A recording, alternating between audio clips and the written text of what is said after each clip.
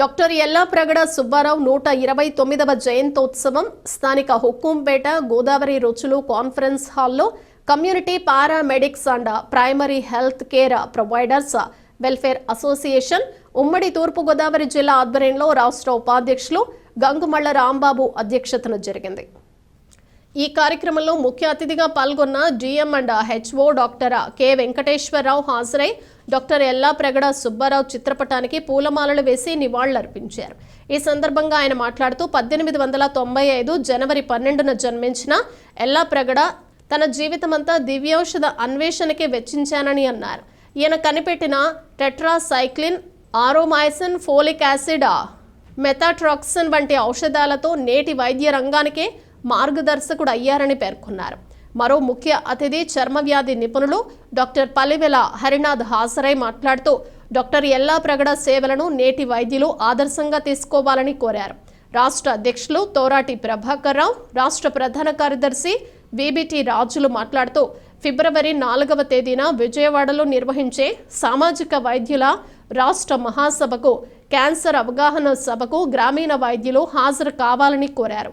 Federation రాష్ట్ర ప్రధాన కార్యదర్శి, జిల్లా అధ్యక్షులు బళ్ళ శ్రీనివాసరావు, జిల్లా కార్యదర్శి పి దేవానందం, కెఎస్ ప్రసాద్, తానీషా తదితరులు పాల్గొన్నారు.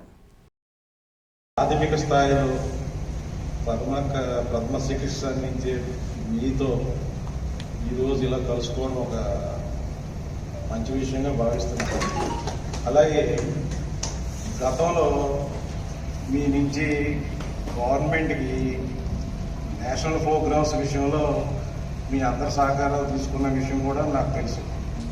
దానికి పల్స్ పోలియో కార్యక్రమం కానీ, అలాగే యూనివర్సల్ ఇమ్యునైజేషన్ కార్యక్రమాల్లో కానీ గ్రామ స్థాయిలో మీ నుంచి మేము సహకారాలు అందించుకున్న విషయాలు చాలా వరకు నాకు గుర్తున్నాయి. అంటే నేను మెడికల్ ఆఫీసర్గా ఉన్నప్పుడు జరిగిన విషయాలు చెప్తున్నాను. అప్పుడు కూడా గవర్నమెంట్ కొన్ని మంచి కార్యక్రమాలు చేస్తుంది. ఇందాక సోదరులు చెప్పారు బంగారు పంట కార్యక్రమం గురించి. అలాగే గవర్నమెంట్ చేస్తున్న మంచి కార్యక్రమాల్లో మా డిపార్ట్మెంట్ తరఫున ఫ్యామిలీ ఫిజిషియన్ క్యాంప్ ఒకటి, అలాగే జగనన్న ఆరోగ్య సురక్ష ఒకటి, ఈ కార్యక్రమాలు జరుగుతాయి. తర్వాత స్కూల్ హెల్త్ ప్రోగ్రామ్ కూడా జరుగుతుంది. ఈ కార్యక్రమాల్లో మీ పార్టిసిపేషన్ కావాలని ఈ సభాముఖంగా కోరుతున్నాను.